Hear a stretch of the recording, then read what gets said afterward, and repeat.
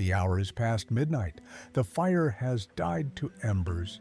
A lone sleeper twists beneath heavy covers, breath shallow, limbs pinned by a weight they cannot see.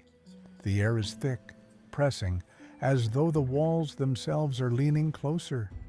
At the edge of the bed, a shadow takes form, not solid, not smoke, but something in between.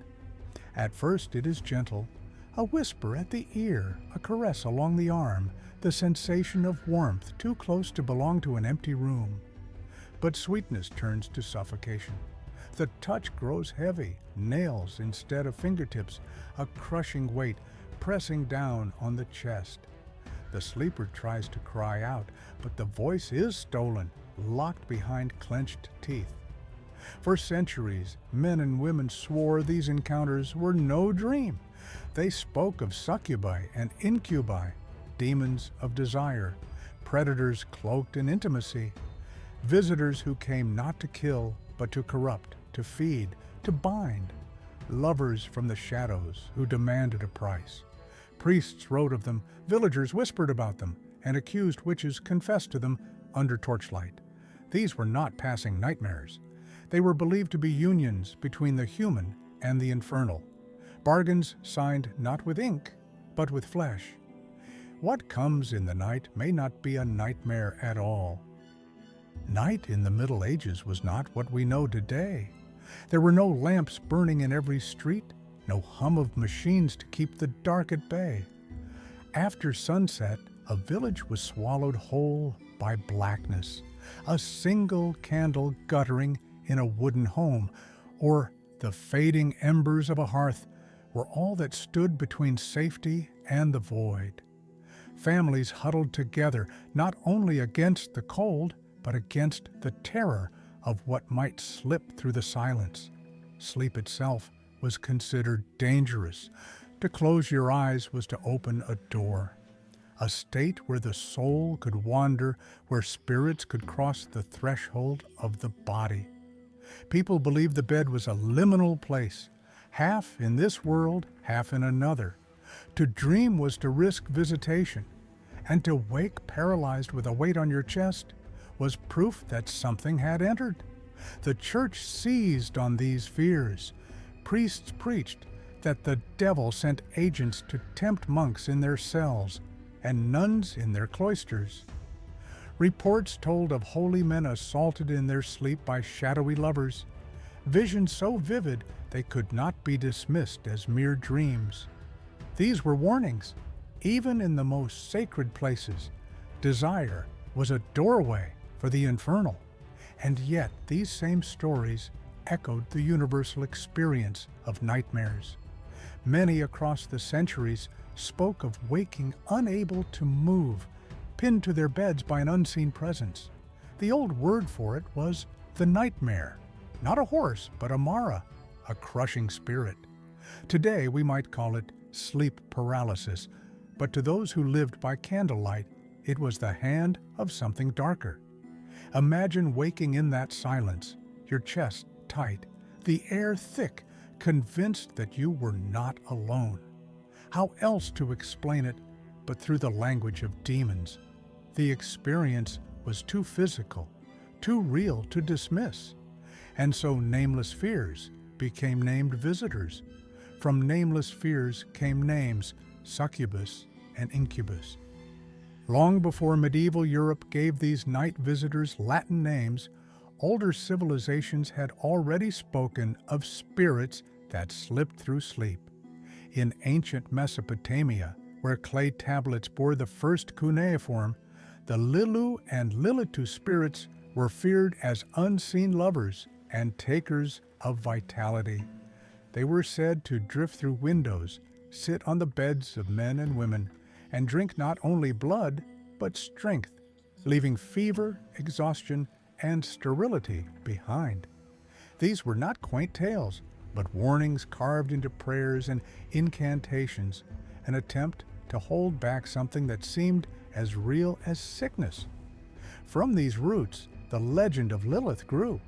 In Jewish tradition, she was described as Adam's first wife, who refused to be subservient and fled Eden.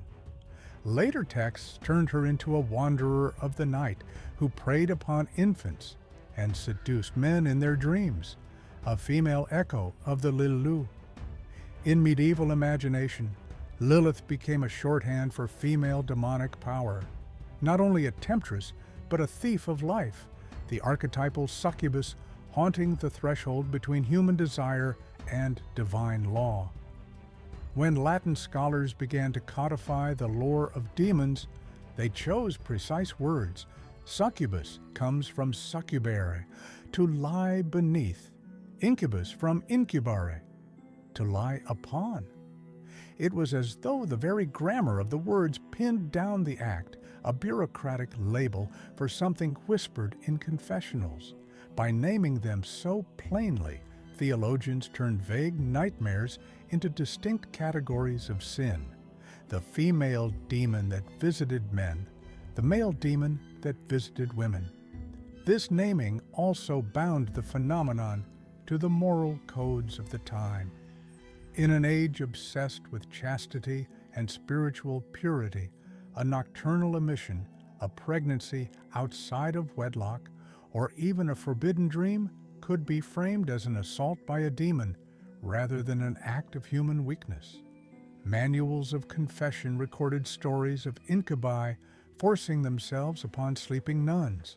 Folk stories spoke of succubi luring monks or young men to ruin. The line between victim and participant blurred. If you dreamed of a demon, were you attacked or had you invited it? By writing these beings into scripture, glossaries, and court records, priests and scholars made them part of official demonology. The succubus and incubus became evidence in trials, proof of spiritual contamination. Desire itself became suspect, the dreamer a potential conspirator with hell. Desire became evidence, the dreamer became the accused.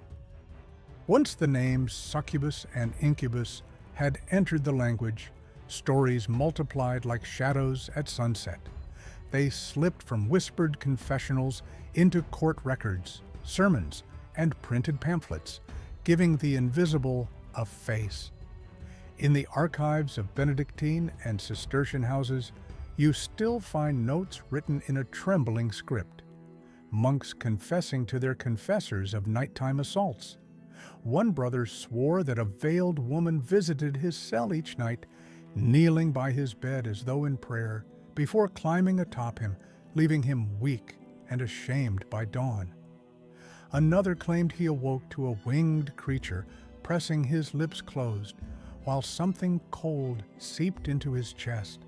These accounts weren't written as parables. They were written as depositions, testimony from men who believed their souls were under siege.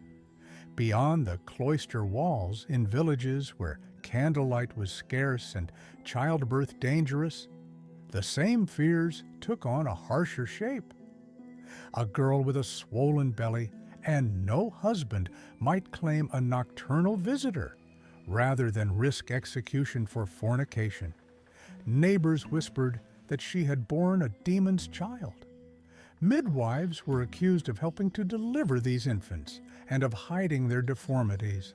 In one French case, an entire family was tried after a newborn was said to have cloven feet and black eyes. The mark, they said, of an incubus father. The printing press gave these terrors wings. Cheap woodcuts and pamphlets flooded the towns. Crude pictures of women lying in bed with shadow-winged creatures crouched upon them. Monks reaching for crucifixes as spectral brides wrapped them in their hair. Each image claimed to be a warning, but it also fed a lurid fascination. The more people saw, the more they believed. The more they believed, the more accusations multiplied. In these stories, desire and fear became inseparable. The night visitor was at once a punishment for sin and an alibi for it, a way to explain what could not be confessed in any other words. Every retelling made the succubus and incubus feel more real until their presence seemed as common as rats in the rafters or wolves in the forest. But these were not just tales. Theologians tried to classify and control them. By the time these stories had spread from monasteries to marketplaces, Europe's most learned minds were already at work, trying to pin the nightmare to the page. It wasn't enough to preach against temptation. The phenomenon had to be cataloged, debated, and fitted into the great machinery of demonology that was taking shape in the Middle Ages. Thomas Aquinas, in his Summa Theologica, pondered what seemed unthinkable. Could a spirit without a body perform acts of the flesh? His answer shaped the next 3 centuries. He proposed that demons could not create life themselves, but could act as intermediaries. As incubi, they would collect seed from men. As succubi, they would implant it in women. This grotesque relay explained illegitimate births and demon children, without challenging the doctrine that only God could create a soul. The idea stuck because it solved 2 problems at once. It preserved theology and made sin visible in flesh. Then came the hammer of witchcraft itself, the Malleus Maleficarum, Hammer of Witches, published in 1487. Its authors, Heinrich Kramer and Jacob Sprenger, did not merely warn of succubi and incubi, they systematized them. They described how demons courted humans, what signs revealed their visits, and how these spirits fit into hell's wider hierarchy. Under their pen, nocturnal assaults became not an anomaly, but a procedure, part of the devil's organized campaign against Christendom. Across Europe, other theologians debated whether demons could truly reproduce or only mimic the act, whether they stole seed, fashioned false bodies, or used enchanted corpses as shells. Each theory drew on fragments of classical lore, local folklore, and scripture, weaving them into a single tapestry. And as the church's demonologists did with angels, they began to rank these sexual spirits. Some manuals placed incubi and succubi under the authority of Asmodeus, demon of lust. Others listed them as a lower order of tempters beneath the great princes of hell. Sigils were assigned, rituals of expulsion prescribed, legal frameworks built. In cataloging them, the scholars gave shape to a nightmare, transforming a whispered experience into an entire department of the infernal bureaucracy. In cataloging them, scholars gave shape to a nightmare. Once the theologians had given succubi and incubi a place in hell's bureaucracy, judges and inquisitors began using that framework in the real world. What had been nightmare and speculation became evidence in courtrooms. Witchcraft trials across Europe in the 15th, 16th, and 17th centuries are full of depositions that read like fevered dreams. Women confessing to lying with the devil, men accused of being ridden at night by horned spirits, infants blamed on invisible fathers. To accuse someone of consorting with a succubus or incubus was not only to charge them with a crime, but to stain their soul. A woman might be accused of inviting a succubus into her bed, her beauty and independence reinterpreted as proof of corruption. A man might be said to have been weakened by an incubus, his sickness or impotence treated as evidence of secret sin. In this way, the demon myths became a social weapon. They explained pregnancy outside wedlock, stillbirth, sexual dysfunction, or even mere nonconformity, and they made those things punishable. Trial records show how far this went. In Loudun, France, entire convents of nuns were said to be visited by incubi, their convulsions and cries taken as proof of possession. In Germany, midwives accused of aiding witches were said to help demon lovers enter homes through keyholes. In Scotland, men who dreamt of shadowy women were accused of harboring succubi and put to penance. These cases blurred the line between victim and perpetrator, turning private nightmares into public scandals. Beneath it all ran a current of control. In an age obsessed with purity and hierarchy, the idea of dark unions between humans and demons provided an explanation and a tool for regulating gender and sexuality. The succubus became a symbol of dangerous female desire. The incubus, a reminder of male weakness and vulnerability. Both images reinforced the Church's power to define, accuse, and punish. Fear bred ritual, and ritual promised protection. Once a village was convinced that succubi or incubi prowled its thresholds, fear gave way to ritual. The bed itself became a battlefield, and every gesture before sleep a weapon. Parents taught their children night prayers not only for piety, but for protection, each whispered syllable a ward against the unseen.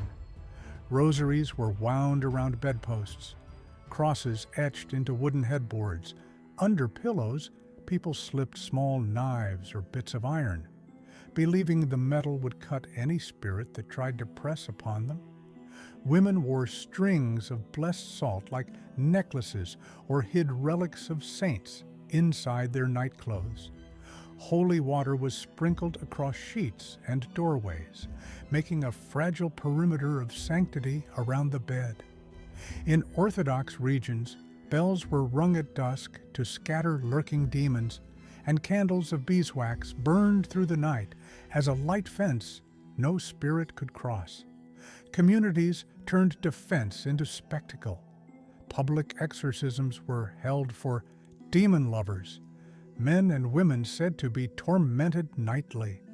Priests read litanies over them, sometimes in the center of the church, with the whole village watching.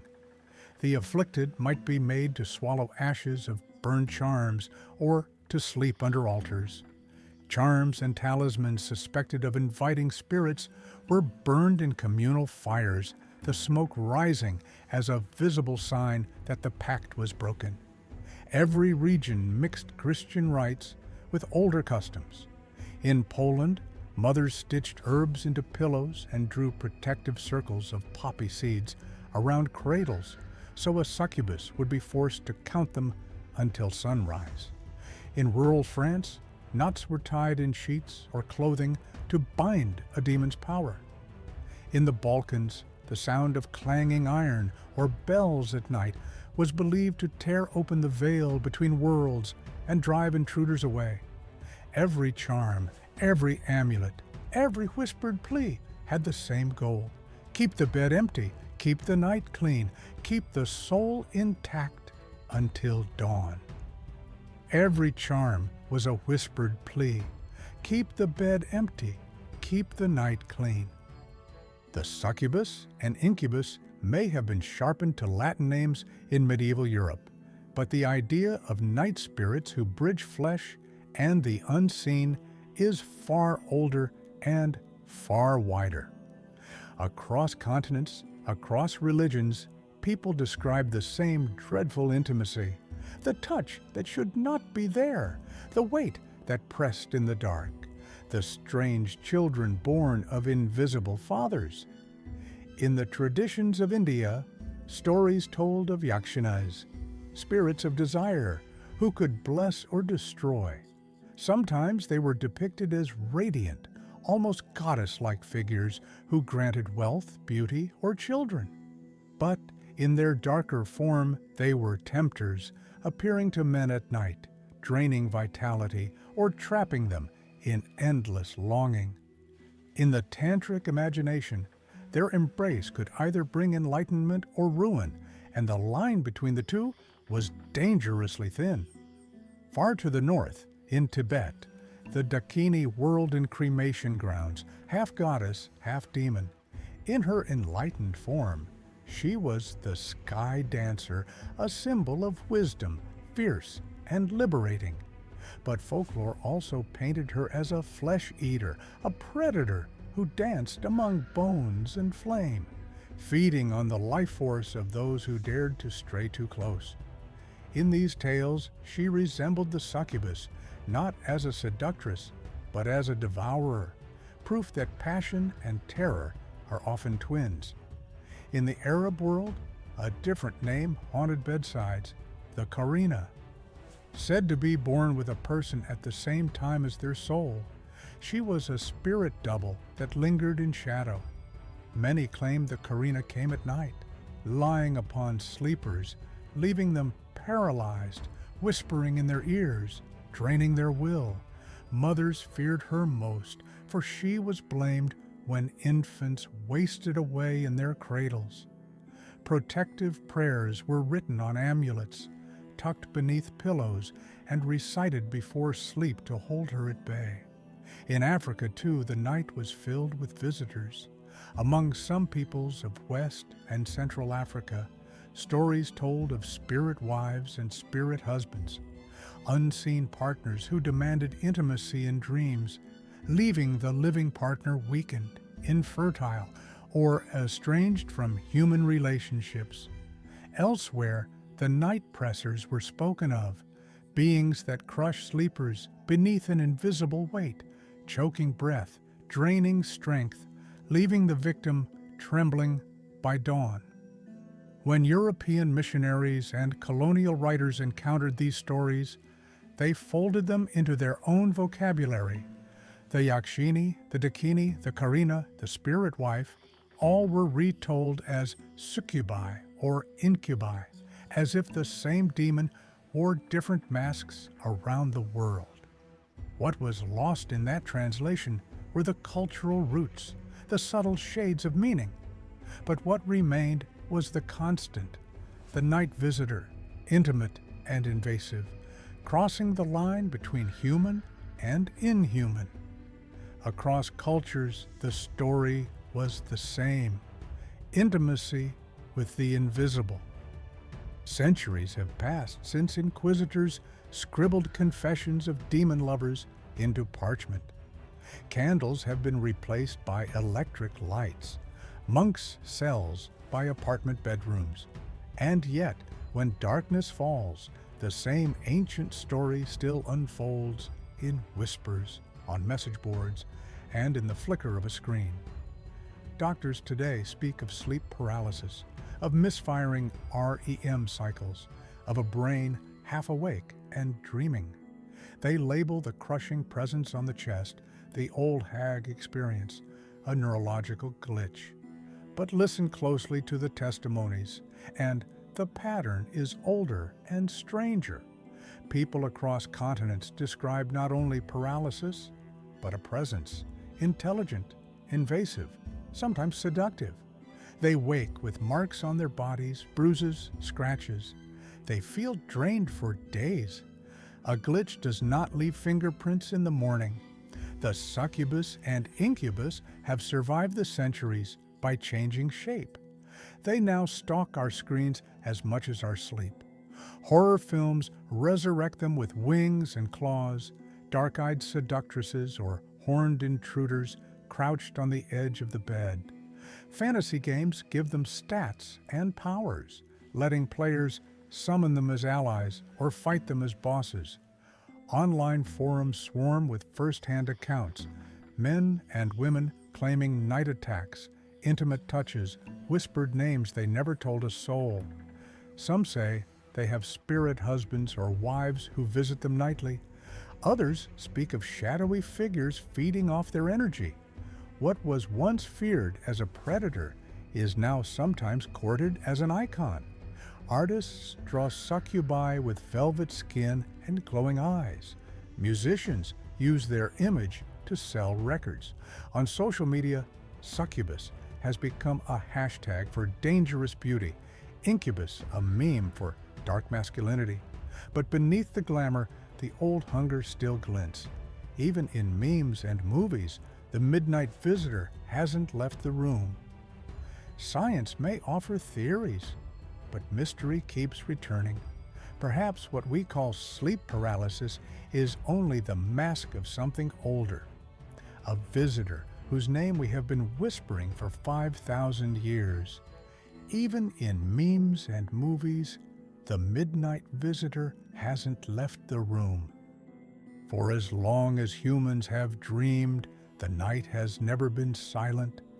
Whether carved into Mesopotamian tablets, whispered in the cloisters of medieval monasteries, or confessed on modern internet forums, the figure of the midnight visitor returns again and again.